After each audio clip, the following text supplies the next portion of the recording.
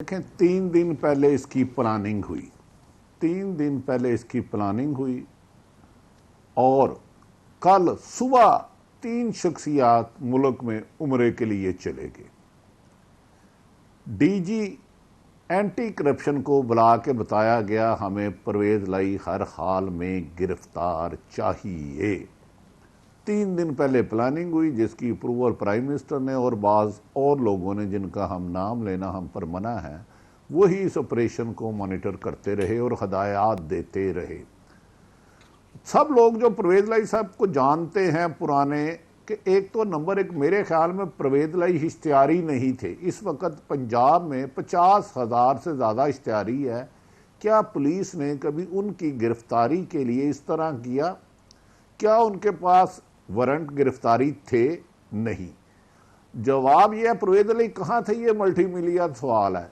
जो परवेज लाई का घर जानते हैं, उनके घर के एक तो दरवाज़ा चौधरी जोड़लाई रोड पे, एक दरवाज़ा पीछे भी है जो चौधरी शुजात के घर से उतरता है, ग्राउंड का हिस्सा है, लेकिन उस बात की तरफ मैं नहीं जाऊंगा। दरअसल परवेज लाई को सिर्फ और सिर्फ सजा दी गई है। जब पहले पौना घंटा कुछ नहीं मिला तो एक अहम तरीन शख्सियत ने गालियाँ दी एक अहम अफसर को कि मुझे परवेज लाई गिरफ्तार चाहिए, कितनी देर से मीडिया पे ड्रामा चल रहा है, आप कर क्या रहे हो। फिर उसके बाद वो बख्तरबंद गाड़ी मंगवाई गई, फिर अंदर घुसा गया, दरवाजे तोड़े गए, थप्पड़ मारे गए, लोगों को गिरफ्तार कर लिया गया। मादी में अमूमन ऐसी मिसाल नहीं मिलती। इवन कि मैं आपको यकीन से कहता हूँ, मुशर्रफ दौर में हमजा शहबाज को बाज़ जगह पर परवेज लाई ने रेस्क्यू किया हुआ, फेवर की हुई है, लेकिन इमरान खान का साथ देने पर पादाश में हुकूमत इससे भी ज़्यादा आखिरी हद क्रॉस कर सकती है। इनके लिए 8-10 लोगों को मारना कोई इशू नहीं है, क्योंकि जिन्होंने इनको लाए हैं वो बहुत ताकतवर लोग हैं। और इस ऑपरेशन की सिर्फ आप मेरे कहने पे इन्वेस्टिगेशन करें कि निगरानी कर कौन रहा था, डीजी एंटी करप्शन उस वक्त कहाँ था, हदायत कहाँ मिल रही थी, और 3 लोग अचानक उम्रे पर क्यों गए, जबकि प्रोग्राम तो 2 दिन पहले बना था परवेज लाई की गिरफ्तारी का।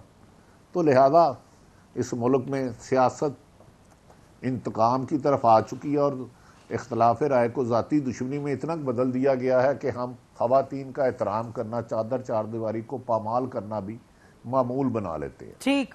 अच्छा, तो ये भी सुनने में आया कि caretaker CM Punjab, IG Punjab और इंफॉर्मेशन मिनिस्टर केयरटेकर गवर्नमेंट के ये तीनों के तीनों मुल्क से बाहर गए। कुछ चैनल्स ने चलाया भी कि वो मदीना गए उम्रे के लिए। और दूसरी बात ये कि ये भी ख़बर है और ये बहुत मुख्तलिफ चैनल्स ने चलाई भी कि पहले अंदर से पथराव हुआ। सलीम बुखारी साहब, आप ज़रा फरमाइएगा। अभी आपने सुना भट्टी साहब क्या फरमा रहे थे, तो ये मामलात इसी तरह इतनी बिगाड़ की तरफ गए? पहली बात तो यह है, बहुत शुक्रिया आपका, आपने याद किया मुझे।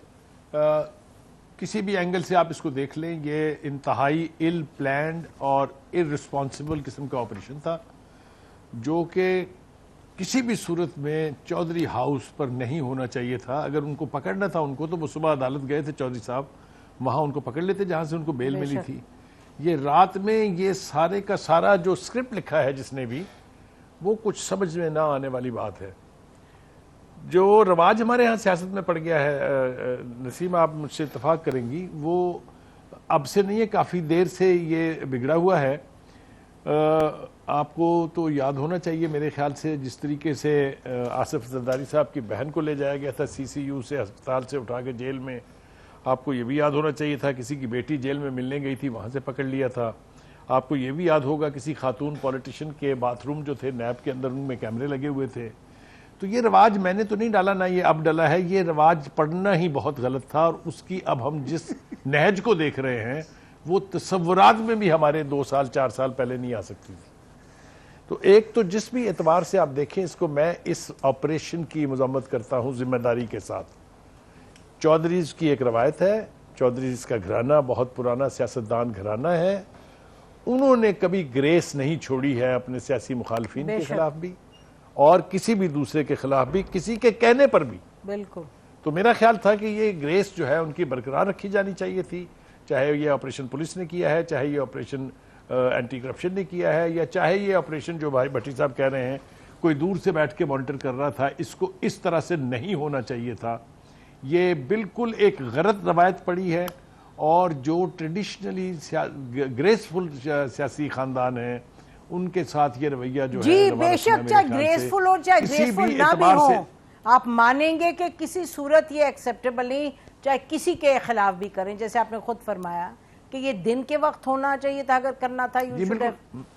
जी मैं इत्तेफाक करता हूं आपकी बात से कि अगर उनको पकड़ना मकसूद था तो वो तो अगर उनको अगले दिन पता चल जाता कि एक मुकदमा और दर्ज हो गया तो वो फिर अदालत जाते, तो आप वहां से पकड़ सकते थे। अगर इतना ही इनएविटेबल हो गया है, अब उनके कसूर अगर आप देखें क्या है, तो वो बज़ाहिर तो ये लगता है कि उन्होंने चूंकि अपनी पार्टी मर्ज कर दी है अपने पीटीआई में, और इमरान खान साहब के साथ खड़ा होने का फैसला उन्होंने किया है, ये बात जाहिर है। उनके ख़ानदान में भी पूरी तरह इसकी पजीराई नहीं है, सियासी हलकों में जो मुखालिफ हलके हैं उनमें तो पजीराई होने का सवाल ही पैदा नहीं होता बिल्कुल, है। बिल्कुल, लेकिन अगर इस प्रेमिसेस को भी मान लिया जाए, फिर भी इस एक्शन की कोई जस्टिफिकेशन बेशक, और वो प्रेमिस बनता भी नहीं जी। डंडाबाजी और रात गए बख्तरबंद गाड़ी लेके गेट तोड़ना तो बनता नहीं किसी भी सूरत। प्रेमिस नाज़रीन, ब्रेक के बाद वापस आते हैं और अपने पैनल से ये पूछेंगे कि अब इसका क्या इम्पैक्ट होगा, क्या मुज़ाकरात पर इम्पैक्ट होगा। अभी तक तो हमें यही पता चला कि मुज़ाकरात विल कंटिन्यू, लेकिन ये कौन करवा रहा है? ये बस इसीलिए कि उनको डराने के लिए परवेज इलाही साहब को, और वो डर के क्या, यानी कि he is not about to leave PTI, तो उसका मकसद क्या था? ब्रेक के बाद बात करते हैं। Stay with us.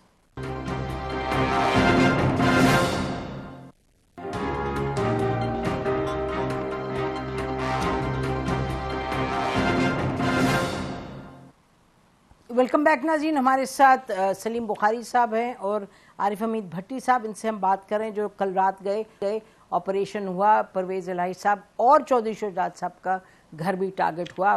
भले से उनको पता नहीं था पुलिस को, लेकिन उनका घर भी हिट हुआ। भट्टी साहब, अब इस पर ज़रा आ जाइएगा कि इससे हासिल क्या करना चाह रहे हैं जिसने भी ये ऑपरेशन किया, और ये देखिए मुज़ाकरात तो जारी रह रहे हैं, वो तो नहीं ख़त्म हो रहे। अच्छा नसीम ज़हरा साहब, हासिल उन्होंने कर लिया खौफ फैलाना। जब आपको याद होगा कि इमरान खान इस्लामाबाद जा रहे थे तो घर में आंसू गैस फेंकी गई। आपको सानिया मार्टन शायद याद होगा, उस वक़्त भी ताहिरुल कादरी मुल्क में नहीं थे। मकसद था खौफ फैलाना। ये नून लीग का एक वतीरा रहा है, खौफ दहशत से हुकूमत करना चाहते हैं। मुझे तो और मोहतरम परवेज इलाही साहब के और तो कोई कसूर नहीं लगता। और बुखारी साहब ने जो फरमाया, बदकिस्मती है कि हमारा सियासी माजी काबिल तारीफ नहीं रहा। बेनज़ीर भट्टो साहबा जिस दिन शहीद हुई, उससे 10 दिन पहले मेरी उनसे मुलाकात हुई तो उन्होंने कहा 2 भाइयों का नाम लेके मैं सांप का इतबार कर लूंगी, इन 2 भाइयों का इतबार नहीं करूंगी। ये मैं आपको ऑन कैमरा टीवी पे कह रहा हूं। वो गालिबान आजकल पीपल्स पार्टी के इत्तेहादी हैं। आसफ अली जरदारी साहब ने मुझे खुद बात सुनाई हुई है, मेरी जुबान क्यों काटी गई और क्या करना चाहते थे। बदकिस्मती है कि हुकूमत इमरान खान की हो, नवाज शरीफ की हो या किसी की भी हो, ये आखिरी हदें पार कर जाते हैं मुखालफिन को कुचलने के लिए। कुछ ऐसे इसमें भी दो राय कोई नहीं। इमरान खान की हुकूमत में भी जो एहतसाब है सिर्फ मुखालफिन का हुआ, लेकिन जो इनका मकसद था मैं आपको लिख के दे दूं, इलेक्शन नहीं कराना, इलेक्शन नहीं कराना, इलेक्शन नहीं कराना। और इमरान खान साहब की मेरे ख्याल में, बाकी उनका फैसला है, बदकिस्मती ये है कि वो खुद को अकले कुल समझते हैं।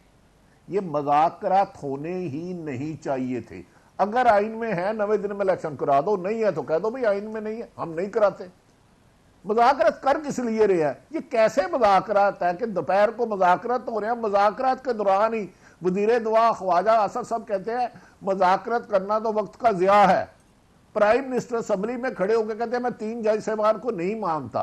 तो इमरान खान को मेरे ख्याल में मामू बनाने की कोशिश की जा रही है। मेरी नज़र में 14 मई को इलेक्शन ना कराने का हुकूमत और उनके सहूलतकारों ने गारंटी दी हुई है और सिर्फ अंगेज कर रहे हैं उनको कसदन। मेरे ख्याल में इसका नतीजा मुझे बादिउल नज़र में नहीं आता। मेरी इतला है कि हुकूमत अक्टूबर से 1 दिन भी पीछे नहीं आनी चाहती। इमरान खान साहब जुलाई से 1 दिन आगे या अगस्त के पहले हफ्ते से आगे नहीं जाना चाह रहे।